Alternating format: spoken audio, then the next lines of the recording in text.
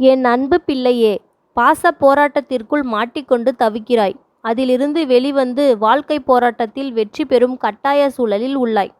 பாசத்தில் மாட்டிக்கொள்ளாமல் வாழ்க்கையை வென்றெடுக்க நீ திட்டமிட்ட பாதையில் செல். உன்னுடைய வாழ்வில் நடந்து முடிந்ததை எண்ணி அழுந்து புலம்பிக் கொண்டிருப்பதல்ல வாழ்க்கை. நடந்ததை மறந்து உன்னை அள வைத்தவர்களின் முன்பு சிரித்த முகத்துடன் சிறப்பாக வாழ்ந்து காட்டுவதே உண்மையான வாழ்க்கை. உன் வாழ்க்கையில் அடுத்த அடிகளை எடுத்து வை. நான் இருக்கிறேன் உன்னுடன் துணையாக. அடிபட்ட உன்னுடைய வாழ்வில் எல்லாம் நிறைவானதாக மாறும் காலம் இதுவே ஏற்கனவே ஆரம்பமாகிவிட்டது. நீ எதை இழந்து இருந்தாலும் அதை இந்த காலத்தில் திரும்ப பெறுவாய். உன் மனம் கொஞ்சம் குழப்பத்தோடுதான் இருக்கும். ஆனால் அதனை தாண்டி உன் செயல்கள் என் வழி நடத்தினால் தெளிவாக இருக்கும். என் அப்பன் முருகன் வழிகாட்டுதலின்படி நன்மையே நடக்கிறது என்று பதிவிடு. இடையில் மாறும் எதை கண்டும் அஞ்சாதே.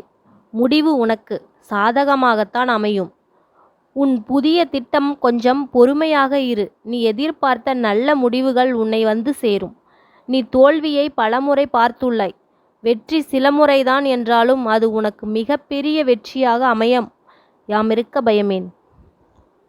என் அன்பு பிள்ளையே, போனது போகட்டும். அதை பற்றி கவலைப்படாதே. அதைவிட உயர்ந்த ஒன்று உனக்காக காத்து கொண்டிருக்கிறது. அதை பெறுவதற்கு நீ தயாராக இரு.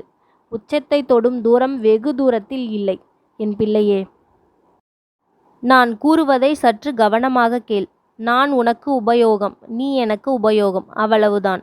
இங்கு அன்பு என்பது இல்லை. இருப்பதாக சொல்வது அனைத்தும் பொய். உபயோகம் இல்லாத இடத்தில் அன்பு உண்டா? பலரிடம் தேடி பார்க்கலாம், ஆனால் பதில் இல்லை. என்றே வரும் தனிமையே இரு. எவரையும் நம்பாதே.